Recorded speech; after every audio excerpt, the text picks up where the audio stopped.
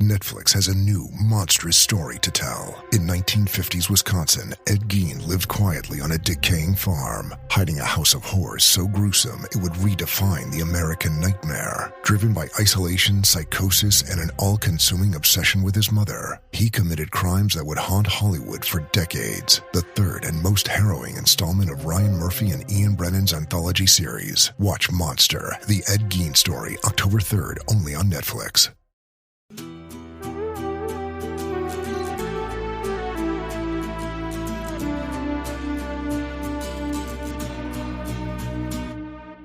Hi, I'm Christy Honeycutt. I'm your host for Inside the C-Suite, where execs get real about leadership, impact, and what it actually takes to make high-stake decisions.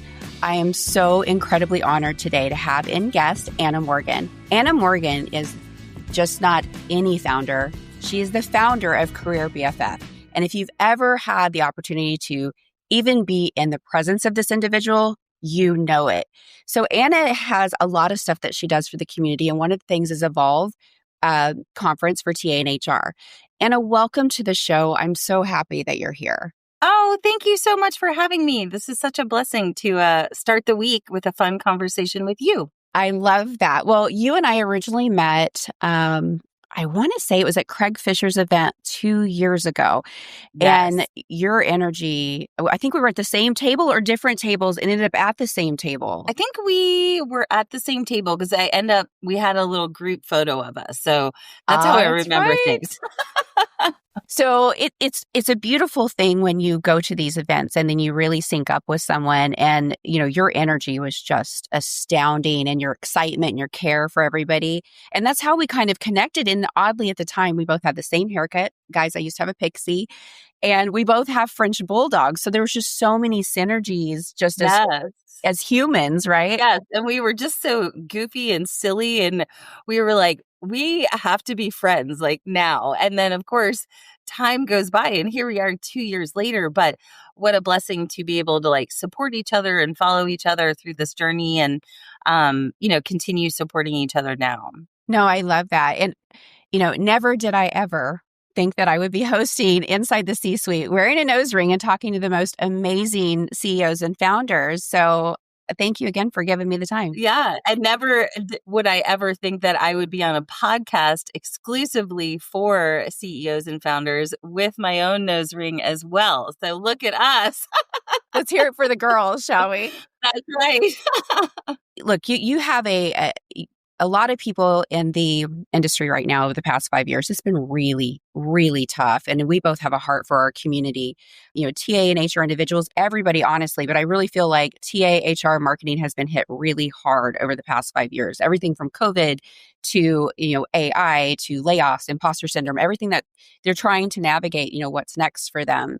How has that unfolded or unraveled for you with what you're doing? Tell us a little bit about Career BFF and then kind of how you're helping people get over that imposter syndrome. Yeah, it's imposter syndrome, it's confidence, it's, just showing up as your full embodied self. And, what a blessing that I attract clients like that, see that in me and that, want to be able to unlock some of that within themselves. But, the last 5 years has been tremendous. Layoffs, decision fatigue, I call it pandemic burn, the great I don't know where we're going now. The great recalibration. What is the next thing? We all want to hire recruiters and then we all want to let them all go. And, like you said, my kind of why is I love elevating this industry and anyone that has to do with the world of work and how we can hire more compassionately and with more heart, but do it more effectively is really just my jam. And, I have built Career BFF over the last 5+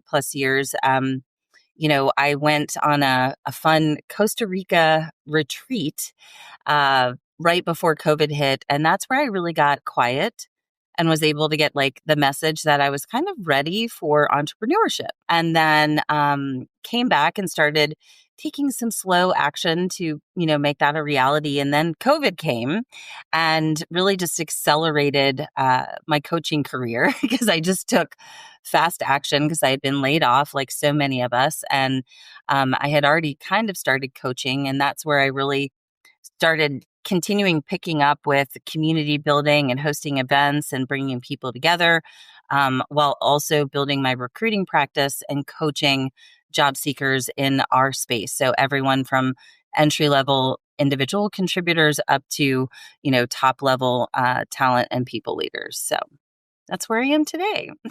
And hosting events like Evolve. And you can't miss you in a conference hall for if guys try. It's not going to happen, especially if you have your Frenchie. My red uniforms usually stand out, or I'm well branded, right?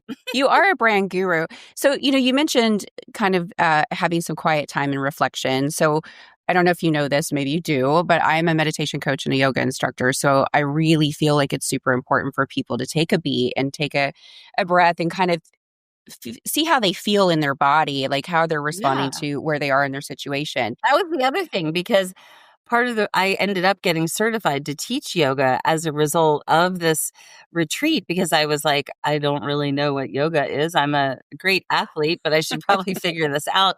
And, yoga and the modalities that have come from that experience have, really, I think, contributed to the serenity and like success that I've had the last 5 years. If I didn't have those tools, I probably would be in a different space for sure. That's really interesting, because during the pandemic is when I got my yoga license. Well, I had it before, but I actually went and got renewed and did it every day. Yeah, I did it every morning before work with my Frenchie, and she actually learned to do downward dog and all the different things with me. I have a couple like that. Yeah, so it was really great. But it's interesting when we go through things as humans, like how we kind of recalibrate where we are in our purpose and our work, and then how we impact our community. So you mentioned that you got laid off and then you had this quiet moment of reflection. So I feel like, and I know because my inbox is full, I know your inbox is full of really talented, amazing individuals that just have been out of work for years, honestly, who might have tried to go out on their own and it didn't quite work out. Can you walk us through the bravery of what that took and kind of, what helped you make that decision? And obviously you're happy in your decision, but there's a lot of people out there navigating with, what do I do next? Should I be fractional? Can I find a job? Should I switch careers altogether? Can you talk us through that? There's a lot of moving parts. I mean, I think we're definitely having a lot of folks in our space leave the industry, period, which, if this was a crystal ball, I think that's going to come back and bite us in the butt later. But, so yeah, people are leaving. People are really struggling with, what do I focus on? Or, a lot of the folks I work with are, I would say manager level and higher. Again, some early career, but that's just a totally different ball game from, what we have experienced, folks around our age in transition. And it's a tough spot. And it just goes back to my philosophy around like building career BFF and trying to unlock what my life has been through building a personal brand, being active on LinkedIn, creating content, and what that has done for me, because that has helped with relevancy, with top of mind, with opportunities. It's created so much more inbound opportunities for me, which is essential for those that have been in a job search or that are, in the mix of the fluidity that we're experiencing. So when we have that brand and that social visibility and credibility, when we get the rug pulled out from underneath us, because it's not a matter of if, it's a matter of when. Because honestly, there's not one person I've talked to that has not had that same experience of being laid off that's worked in HR or TA at some point. So truly trying to unlock that for our community and, honestly give to others what has been given to me in the form of learning. And that could have been from failure and from success and just from the people that I'm really lucky to surround myself. I don't take it lightly that I get to meet people like you at these conferences that I'm like, damn, like yoga, look at all these things we have in common. Like these are people that I need in my life that inspire me, push me, and, really help me believe that I can, continue doing the work that we do. And that was the big theme behind the conference that I threw was everyone who spoke and many people that were involved were all folks that had impacted me in some way in my life, but that were all very much focused on some sort of well-being and activities in service of our whole self, but then also setting us up for being safe and thought of in the future, per se. I love that. There's all these things that you see out, these memes on Instagram. They're just beautiful, right? Because we all have micro attention spans, right? Right. So yes, I try to plug into things that bring value. Hopefully people listening are getting value from this. But you always hear the thing, you want someone to speak positively about you when you're not in the room, right? And I believe that you bring that to the people that you interact with. Yeah. And I feel that way with you, right? And so I know that that's a gifting when people feel seen and heard. And it's a very tough situation that they're in. So tell me a little bit of that. You're obviously highly empathetic, which I love and I connect to. Tell me a little bit about building a conference in 89 days with this passion for helping the community, because I feel like you might be a little crazy. I am definitely a little bit crazy. Like, you heard it here. Anna Morgan admits that, she's a little wild. But, that was actually kind of taking it back to the Costa Rica conversation.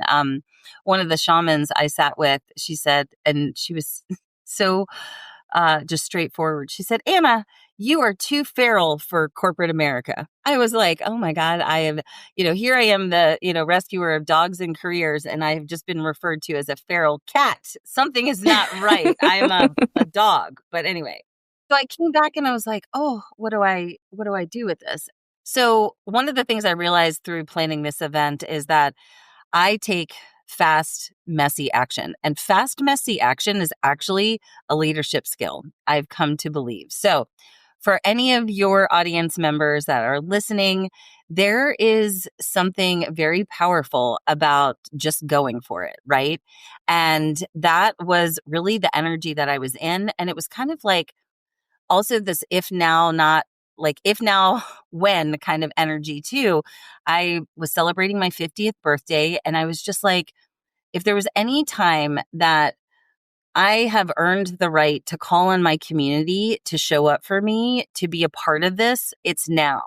So all of those events and community building and volunteer work and free coaching and everything I had done kind of coming up until 2025 was, part of that relationship building, beauty that really contributed to the success of this event.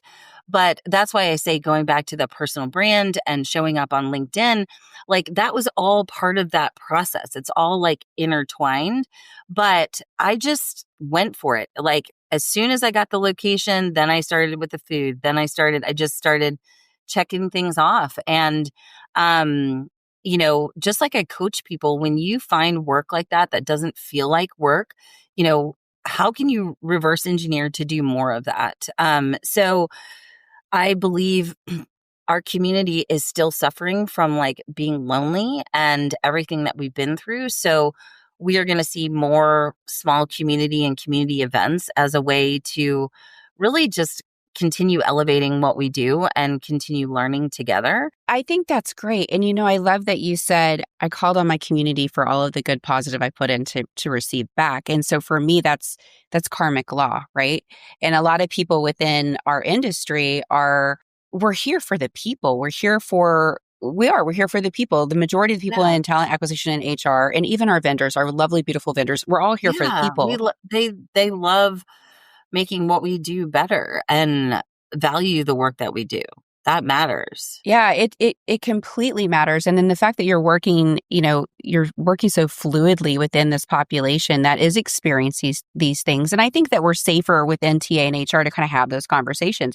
There's so many people that don't understand the industry and kind of what's going on with different fields. I mean, whenever we have something go on in the economy, there's always the same roles are always impacted every time, right? Oh, we don't need marketing. We can do it ourselves. We don't need marketing or recruiting. We don't need recruiting. AI can do all of it. And look, guys, I love AI. I rep AI for a wonderful Me company. too. But, Yeah. at the end of the day, you need humans. And so when I watch our precious community just get hit and then wonder, like, where are they going? I mean, I cannot tell you the amount of senior leaders I've spoken to, Anna, that are just lost. They don't know if this is what Well, they want to do anymore. yeah, and that's a big thing. I mean, we in general and men specifically are pretty bad about this, just as women are just as bad of self-rejecting ourselves from opportunities, is, that we are attaching our identity to our work in ways that are shining a light that's unhealthy for us in general. Because, one of the things that I find that I felt grateful for COVID shining a light on is that we are more than just employees. We are wives, we are sisters, we are parents. We have aging parents, and it really forced organizations to look at their employee population as so much more. And so for that, I'm grateful. But, our industry as a whole, we are not necessarily doing the radical work on ourselves to be able to weather the storms that we are facing right now. And I think that's a bigger mental health conversation, which is perfect since it's May and it's mental health month. But, our recruitment community has an opportunity to prioritize self-care a little bit better. Oh my gosh. Could you just jump in and remind me of that at least once or twice a week? Because I think there's some weeks that I don't even take lunch, and I feel so that We're all compassion to, guilty. Yeah. yeah, you feel that compassion to your clients or to your candidates or to whoever is you're servicing, that you want to show up for them. And I think a lot of that comes from that, we want that in return as well, right? We want that community. So you've built a really beautiful thing, and I love it. And I love that you had your aha moments and it kind of like ushered that in.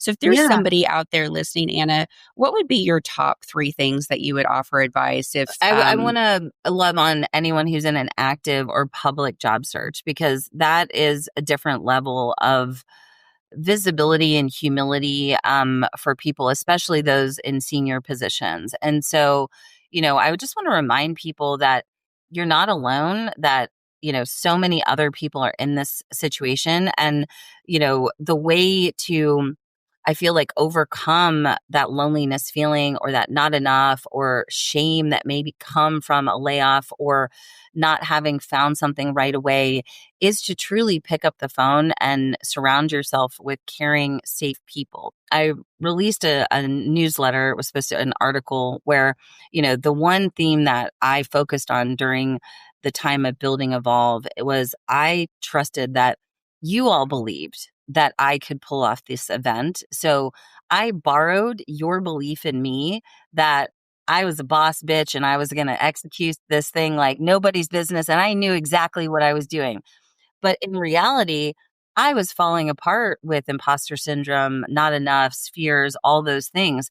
So the same thing applies to that extended job search. Just, you know, borrow the belief in others that you will land, that, you are enough. And then don't be afraid to speak your truth and speak up and speak out that you're looking for work. And again, my DMs are open. You can always book a job search strategy call. That's why I always keep those free and available for folks, because it's a mental health issue. Being out of work oh, for many, yes. many people is so much more than just not having a job or a salary. And so I know that. And I have the privilege to help people find work, which is an absolute honor every single day. So, one, surround yourself with people that are winners. Pick up the phone, try to work through that shame, no doubt, because you are 100% not alone. And then I would just really prioritize that self-care as the second thing, because if you don't pour into yourself, then how the hell are you going to show up and speak intelligently about your accomplishments and the impacts that you've made, right? No, there's no way. So a simple prioritizing your self-care, and then, to thy own self be true. Know yourself, right? And don't be afraid to tell your story, brag about yourself. So many people especially some of the men I've coached, they're like, I would rather stab myself in the thigh with a fork than have to talk about myself. Well, welcome to the modern day job search. You have to be able to tell your story. So, know you're not alone, focus on your self-care, and know your story and own your story are really, important as you're navigating, today's landscape for sure. So I have a question for you. It's interesting that the guy, I'm going to be a little bit biased. I would think women wouldn't want to like speak up about all their accomplishments. I always found that was harder. When I think about maybe even just self-promotion or LinkedIn, yeah, there's the humility piece with men. And then for women, it's like not even top of mind because they're so busy taking care of the organizations they serve and the other people and it's the classic, please put the oxygen mask on yourself before serving others. That is the classic case with women in promoting themselves. And I tell anyone who's just trying to get active on LinkedIn is think of it as an act of service. How can you show up and celebrate, support, engage in others without expecting anything in return? When I said that back in January, I was able to earn the right to call on my community, it was because I had spent 5 years curating those relationships and trust, and, public conversations that I could then say, Christy, you've been such a great part of my community. Can you please come speak at Evolve? And so it's important to be able to have that balance. And I wish I could spread that message to people more. And I'm so grateful for conversations like this, that the power of that visibility and community building, you can't see it right then. Like Steve Jobs says, you can't connect the dots looking forwards. You can only connect the dots looking backwards. And you have to trust in like destiny, karma, intuition, that those connection points will serve you in the future. And he says that strategy has never let him down. And so I always try to encourage people just to approach community building and, branding and LinkedIn kind of from that mindset to make it a little bit less overwhelming. No, I love that. And there's so many people that don't take advantage of the basic tools that are out there to them, right? And for multiple different reasons. One of the things that you made me think of, there was an article that came up not so long ago about some research that was done about fake jobs. And I've been in the industry for 20 years, and I remember, pipeline, community, like all of the things, right? Which is no better than just data collection is really all it was. But if you think back and if you think of all of the fraud that's out there, I think each individual human gets hit with 7 points of fraud a day. I had 2 bank fraud last month. Lee, now that you say that, I'm like, I get Microsoft, I get tech, I need to start tracking this. Okay, sorry. No, it's a lot, and it's eroding humanity's trust. So there was this article about 40% of managers admit that they post fake jobs to build their pipeline. And I think about what that does to our community as a whole. You've got a person that's excited about an opportunity, maybe needs an opportunity to care for their family, right? And so they're doing a cover letter and a resume and applying. And look, applications are not easy. Those suckers can take a long time, depending on a person's process, depending on your level. And it's just like, why are we doing that? Why are we like bait and switching our community? Why are we doing that? We need to thrive together. And I remember balking and being like, no, I'm not interviewing just payroll people just because you want me to focus on payroll because you think you're going to get a payroll job. And it's not fair to job seekers. I mean, I hosted Ask a Recruiter audio events for almost 3 years, and I would have anywhere from 70 to 200 job seekers in these rooms monthly. And, the amount of noise that they have to turn down to try to figure out what is the next right thing for me to do in service of me taking care of my family, right? Like I get mama bear freaking angry about people that scam job seekers. Like, you better watch out. Pull out my Taekwondo days. Yeah. So it is hard to figure out, and we have such great tools that would enable us to text talent for opportunities. we're trying to get better at recognizing, nuances in language to figure out if that is cyber security fraud or whatnot. But, like you said, the majority of us that are in this space are doing it because we genuinely love this community and helping people. How we minimize that, I think, is just by spreading the word and trying to continue building safe spaces where people can get good information. So adding on to what you're talking about, the fraud that candidates have to go through, imposter syndrome, the hit to our hearts, right? There's so much that we can do for each other.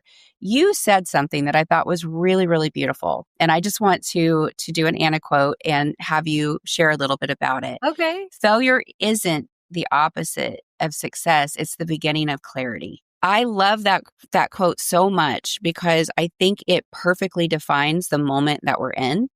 I think so many people are trying to, I like to fail fast. I love to learn from my failures. Oh my gosh, it's the best thing ever. Anytime Yeah. I remember metaphorically, my teeth hitting the sidewalk, I would be like, I'm never going to do this again. Classic example. My 16-year-old daughter has a car and she realizes that she left the windows down in her car when it rained and she just started driving.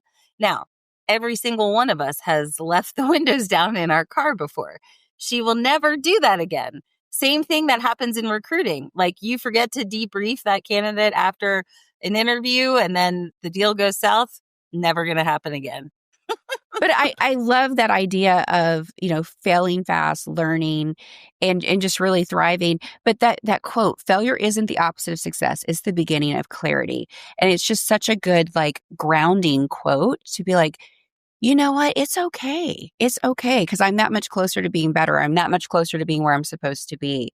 So can you tell me a time that you failed? Well, this is not something that I'm sure a lot of people like to stand on stages or behind podcast mics and admit, my failure was I failed out of University of Georgia back in 1996 after the Olympics. And as an adult, as a parent, as an entrepreneur, as a businesswoman, that was a big moment in my life. And, just really taking the time to learn from that. And also look at, I think with any kind of failure, it's important to acknowledge really those pre-steps kind of going up to that, and really analyzing your process. And for me, even something like failing out of college. Again, I was young, we don't come with the brilliance that we have at 50, at, 18. And so, being honest with myself, should I have gone to a smaller school? Should I have spoken up or advocated for myself better?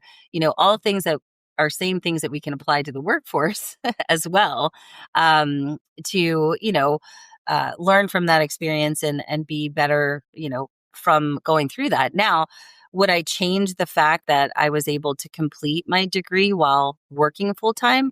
No, I loved that because it landed in my body differently, and really, I feel like helped accelerate my career in different ways by having that education kind of alongside while I was working. So I'm super grateful for that. And, oftentimes have to just remind myself that I'm actually just where I need to be and, just to focus and, pay attention to what's around me in that moment and then make decisions from there. Look, we've all failed. No one wants to talk about it half the time, but it's so helpful because you learn from one another, and I shared a little bit with you about my grandfather and him teaching me what I lovingly call the Grandpa Langley method, which is, you should be reaching up and someone should be reaching down to pull you up and vice versa. You should be reaching down to pull someone else up. Your grandfather was an original career BFF because that's kind of the philosophy and mindset I think about when I describe someone as a career BFF is, again, guiding people and saying, don't forget to be looking this way, but remember there's so much value in, lending a hand and bringing those behind you along with you. I couldn't agree more. It's just such a beautiful thing. And I think that you embody just such a beauty and brilliance for our community to for people to open up and say, hey, I don't know where I'm at. I am struggling a little bit. This is where I want to go. When you think about like the most stressful things in your lives, right? There's a couple of things. It's marriage and divorce, it's buying a house, and it's your job. Like those are the top three Yes. big ones. And Yeah. so, we help people buy their house, right? By helping them get jobs I and mean, we are in the process of one of the biggest life decisions, and I that's when my feet hit the floor in the morning, why I get excited, you know? And I love that you said that, as someone that supports this community and feeling comfortable and opening up. And, I've been talking a lot about collaboration over competition in our space. Um, and I really want leaders to pause and just listen to those words, collaboration over competition, and think what is possible, because there is so much change going on right now. We have all been raised differently in recruiting and talent acquisition and development and people leadership. Why not pull back the curtain and share as much as you can? If we did that, the power of elevating the world of work would be fast tracked so much quicker than all this gatekeeping, and I'm doing this and I'm doing that and I'm not going to tell her that and that. And it's like, why? Like, we all just want to stay employed and, keep being great recruiters and humans and doing what we do. And there's always going to be enough to go around. Like, and that's why I love, being in the hallways at these conferences and having those one-on-one conversations and doing the self-development and career development, because, we never graduate from doing this work. We don't no. get a master's degree in recruiting because it's always truly evolving, It is evolving, right? And so I remember leading an organization during COVID and trying to figure out how we were going to, take care of our people, and their needs were vastly different from one another, whether it was their age or their location or name it, tech Right. difficulties. There was a number of different things, multi-generations, like all the different things that we're navigating there, different perceptions and points of view and ways of coming up. And now with tech and AI, which has been around for a while, right? Yeah. And you said something earlier that really resonated with me. It's really about the people that are going to learn and grow. Those are the ones that are going to stick, right? Having that open Well, and mindset. it's those that are curious. And we talked a little bit about, and I mentioned to you about being honored being on your show today, being, focused on the C-suite. And, I think part of collaboration over competition also is this mindset of, leadership looks different in all different capacities.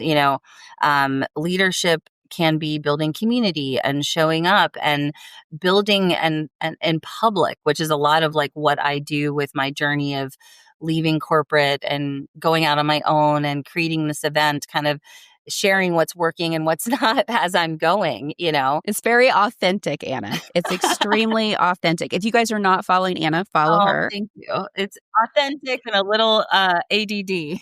Well, but I think some of the most brilliant people in our space are ADD or ADHD or whatever. We have some sort of deficiency, right? Right. Because you have to be able to just like constantly be on and just connect the dots and have a love for matchmaking, because it's at the end of the day, that's what it is. It's matchmaking. So it's so great. Well, as people go through this journey, and I know we've bounced around and I've asked you I some know. zingers here and there. One of the things that we had talked about earlier that I thought was beautiful is you talked about finding your voice early on with the CHRO. And I think that so many leaders, that is a defining moment, finding your voice. Can you share a little bit about what your defining moment was? Yeah, this is really funny. I mean, I got really curious about how LinkedIn was evolving, right before COVID. And I was looking at it from a different lens and so grateful that, I kind of jumped in with both feet. But I think as far as kind of showing up in that way, it's being curious and then having a little bit of that rebel energy and not being afraid to just step into that power of subject matter expert. I think so many of us don't give ourselves credit for what we know. Now I have 20 plus years of recruiting expertise and failures to build on. And so really owning that and showing up and being able to drive influence without authority, and knowing when to walk away. I think for me, my brand, my integrity, kind of how I show up is so important. And if I'm representing an organization or, in conversation with leadership where, I know there's a tipping point, right? And if that tipping point is going to threaten, my brand as far as being an advocate for all, then I have to move on and, position myself to partner with people that, think the same way, essentially. But I would say the biggest tipping point for me was I had gone back to corporate and she was like, why you're angry and you're crying? Like, why did you go back? Like, and she was so innocent. She was, maybe 13 at the time and I thought, oh God, is that the example I'm setting for her for what she can expect for the world of work? Right. And, it was in that moment where I said, golly, if I want her to see me fight and struggle and, make it fucking happen, like I want her to see me doing it on my terms, on, in service of building something for us, our family, not in service for the almighty corporate paycheck that truly doesn't provide the security that everyone sadly thinks it does these days, and if my story and kind of building publicly can be inspiration for others to go out and give it a go, then I've done my job, and I show up to try to be the woman that I needed on social media a couple years ago, 10 years ago. And so, yeah, join along, follow along. We'd love to have you. You miss 100% of the shots you do not take. So I Yeah. am so proud of you for taking those shots. Anna, you said something about your daughter, asking why you need to go back. And I think that I know that I've experienced that too with my boys. I was a single mom for a really long time. And, Yeah. and my son, even just the other night said, Mom, please, it was Friday. He said, please don't work all night. Please don't work all night, Mom. And I teared up, because I'm just like, wow, what example did I give my kids? I was a hard worker. They got that example no matter what. But what example did I actually give my kids? Because, I come from a boomer. I'm an Xer. Yeah. And so work ethic is. Your grandfather, like my grandfather worked for Yeah. Life in Georgia. He was an insurance man. He traveled. Like my stepdad started in the parts department at Ford and worked his way up to owning Ford dealerships.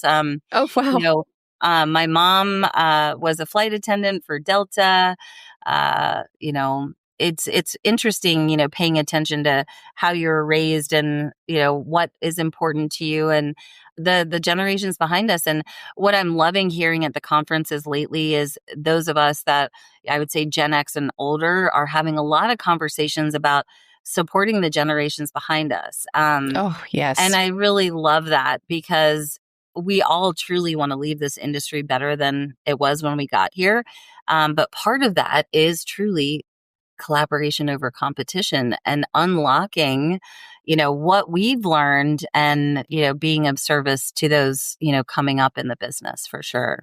Well, Anna, it has been such an honor to get to meet Thank you you. and to get to grow a friendship with you and to get to have you on this show.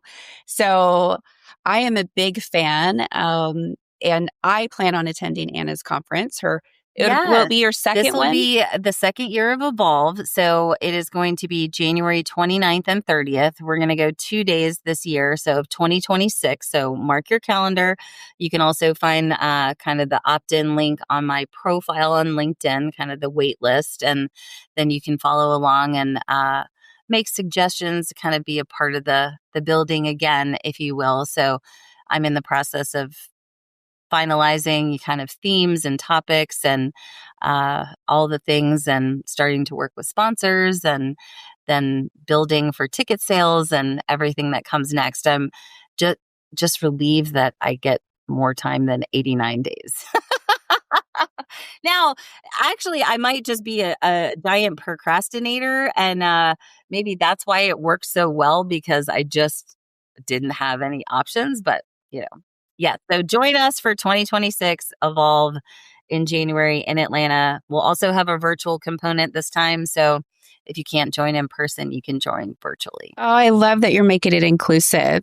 Well, Yes. again, Anna, thank you for your friendship. Thank you from the bottom of my heart and the bottom of our community's heart for the work that you do on our behalf. Oh, thank you. And for those of you that have been with us thus far, thank you.